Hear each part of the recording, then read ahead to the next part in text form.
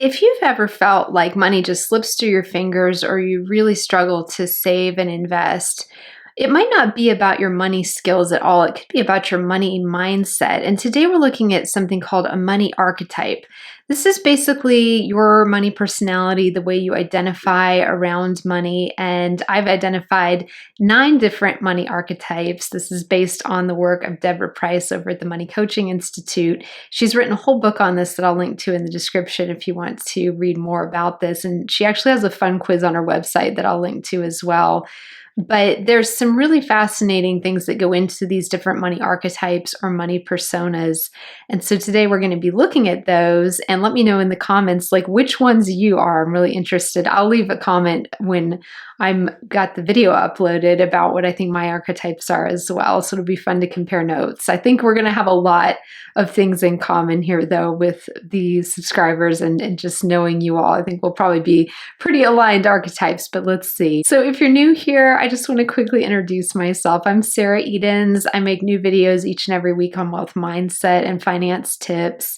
And so please go ahead and hit that subscribe button before we get started. And to all my current subscribers, it's so nice to see you again. Thank you so much for supporting me and what I'm doing here with my channel. So let's dive right in and look at these 9 different money archetypes.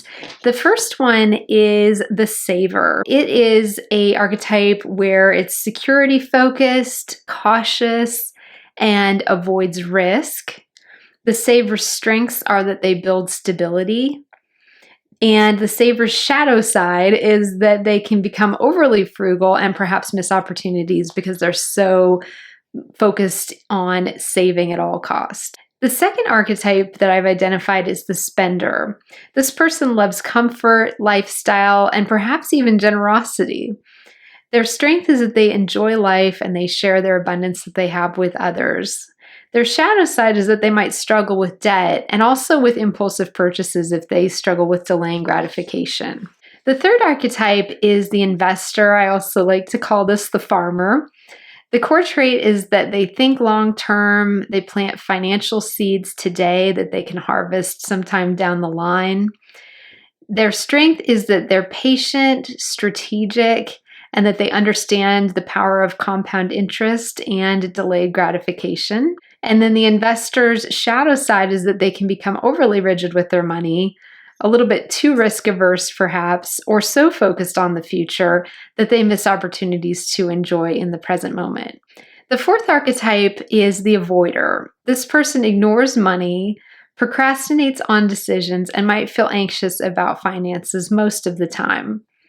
Their strength is that they're often highly creative and don't view themselves as defined by money or financial issues. Their shadow side is that their lack of engagement with finances keeps them stuck, or worse, perhaps completely dependent on someone else financially. The fifth archetype is the caretaker. This person puts others' financial needs first, often at the cost of their own. Their strength is that they're generous and supportive of other people to a fault. Their shadow side is that they might be neglecting their own financial security by caretaking for other people's financials. The sixth archetype is something I call the innocent. This person wants someone else to handle the money and prefers just not to deal with it. Their strength is that they're very trusting and optimistic when it comes to money.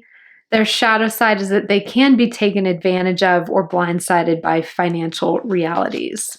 The seventh money archetype is the warrior. This person is goal-driven, disciplined, and uses money as a tool for independence.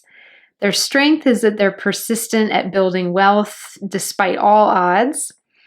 Their shadow side is that they can become obsessive or tie their identity too tightly to financial success. The eighth money archetype is the idealist. This person sees money as energy and they value their freedom over any kind of financial profit. Their shadow side or their strength is that they are deeply values driven. Their shadow side is that they may struggle with consistency and financial stability. And then number 9 is the tyrant. This person uses money for control, power, or status. Their strength is that they might be ambitious. Their shadow side is that they make perhaps fear-based decisions. perhaps engage in compulsive spending, or they manipulate and control others financially. So the power of knowing your archetype from one of these 9 archetypes is that it can really help you identify how you're relating to money, how you view yourself when it comes to money, and you might be a combination of one or more of these archetypes. I would say when I was developing this list, I was seeing more than one of those that I could relate to some part of it. So it's really a fun exercise to do. So please let me know in the comments kind of which archetype or archetypes resonated with you the most. Thank you so much for joining me, and until next time, I wish you abundant wealth, and I will see you again soon.